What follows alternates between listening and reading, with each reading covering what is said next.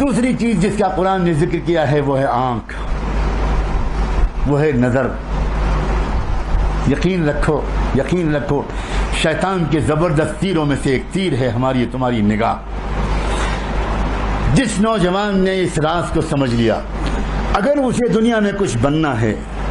اگر اس کو زمانے کی خرابیوں اور ماحول کی خرابیوں سے اپنے آپ کو بچانا ہے تو کان کے بعد آنکھ کو بچا کر رکھنا ہے۔ بہت بڑا امتحان ہے نوجوانوں، چیلنج ہے، بڑا چیلنج ہے۔ شیطان اس بات کا ایک عجیب سما باندھتا ہے، حسن کو بے نقاب کر کے باہر نکالتا ہے، لڑکیوں اور عورتوں کو باہر نکالتا ہے، تعلیم کے نام پر، ایجوکیشن کے نام پر، جاب کے نام پر، سروس کے نام پر، مارکیٹنگ کے نام پر، تفریح کے نام پر،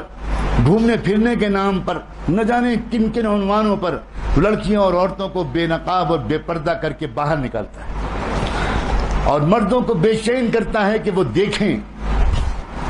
مردوں کو بے قرار کرتا ہے کہ وہ دیکھیں۔ اور یہ دونوں سماج کے قیمتی حصے جو اگر یہ دونوں male and female, boys and girls, اگر یہ دونوں کسی سماج کے پاکیزہ ہو جائیں اور ویلیوز پر یقین رکھنے لگیں اور آئندہ کے لیے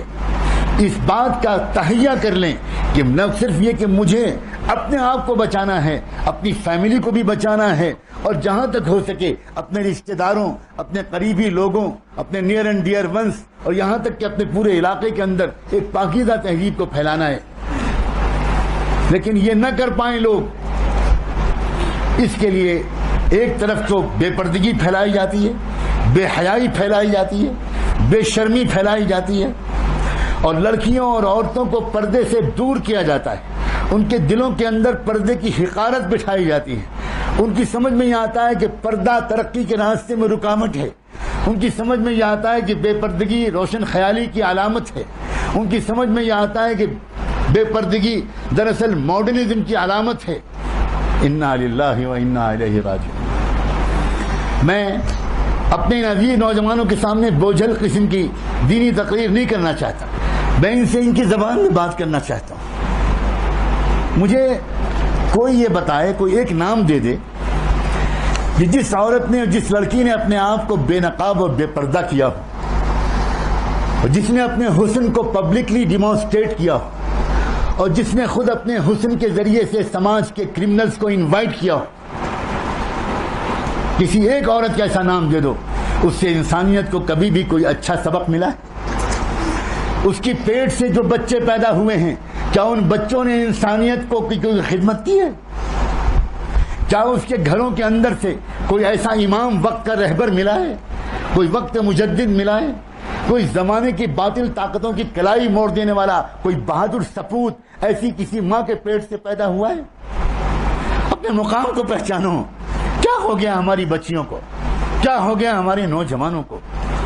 تم دکھاتی ہو اور نوجوان لڑکے دیکھتے ہیں،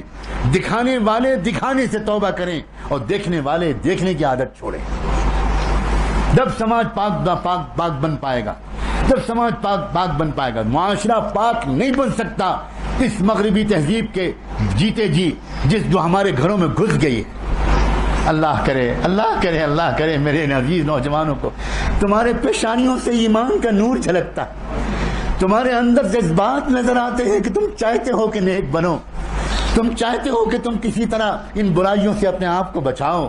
لیکن دوستو عزیزو تمہیں مضبوط ارادہ کرنا پڑے گا، مضبوط ارادہ کرنا پڑے گا، ایسا ارادہ کہ تم روزانہ جب کالج جاؤ، جب روزانہ تم اپنی اسٹڈی سینٹر میں جاؤ، جب روزانہ تم گھر سے باہر نکلو تو نکلنے سے پہلے کیا میں تم کو آج ایک مشورہ دوں کہ 2 رکعت نماز پڑھ کے اللہ سے منگا کرو کہ اللہ میں کمزور بنتا ہوں آپ کا،